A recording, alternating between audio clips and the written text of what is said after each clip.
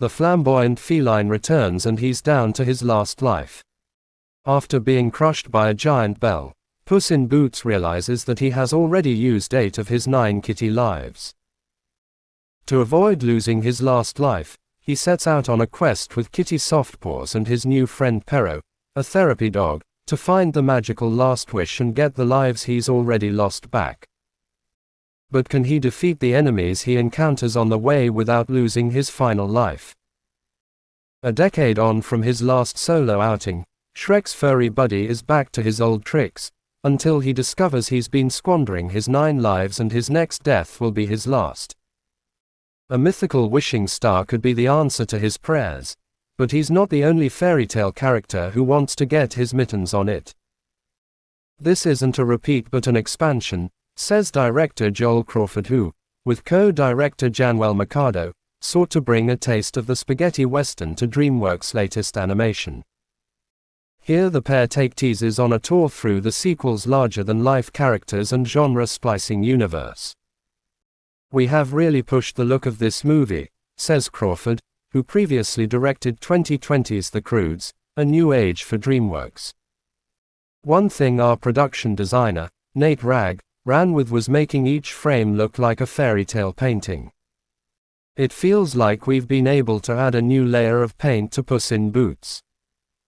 The Puss we meet at the beginning of the film, voiced as ever by Antonio Banderas, is the cat we know and love, swashbuckling, devil-may-care and always ready to charm the nearest señorita.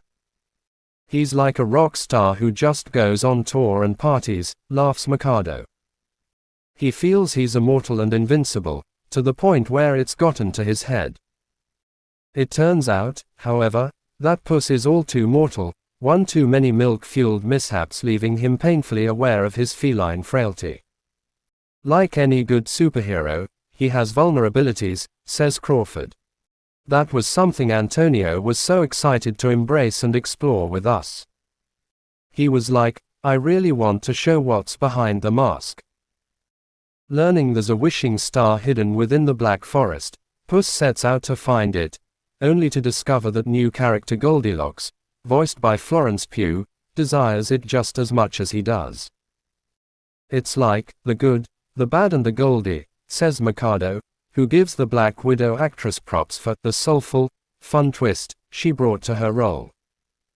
You can't have Goldilocks without the 3 bears, who Crawford and Mercado imagined as a Guy Ritchie, rough and tumble, smash and grab outfit. Olivia Colman, Ray Winston and Famalam Samson Ko provide the voices of Mama Bear, Papa Bear and Baby Bear respectively, making up what Crawford calls a royal family of acting. Puss isn't without allies, though, even if one of them, Salma Hayek Pino's cat-burgling Kitty Softpaws, has a bone or two to pick with him.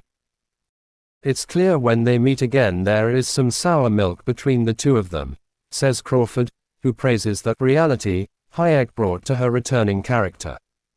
"It's like seeing 2 exes come across each other." Heard of The Man with No Name? Perro, voiced by Harvey Guillen, is the dog with no name. "He's this ratty little mutt that has never been given one," explains Crawford. "But he still has an optimistic point of view of life and is like an instant friend, even though Puss doesn't want him to be." So who's the bad in this scenario?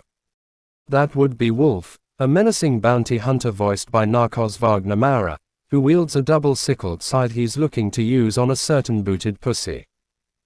"We took inspiration from the grim fairy tales, where wolves embody fear," reveals Crawford. "There's an element of the gunslinger to him that fits into the Western tone. Puss will require every ounce of his daring do if he's to get his last wish, with one sequence showing him clinging on for dear life. There are moments in the film where he's in actual danger," says Mercado. "It gives the audience a deeper level of storytelling, where they find out more about the character and relate to him in a surprising new way."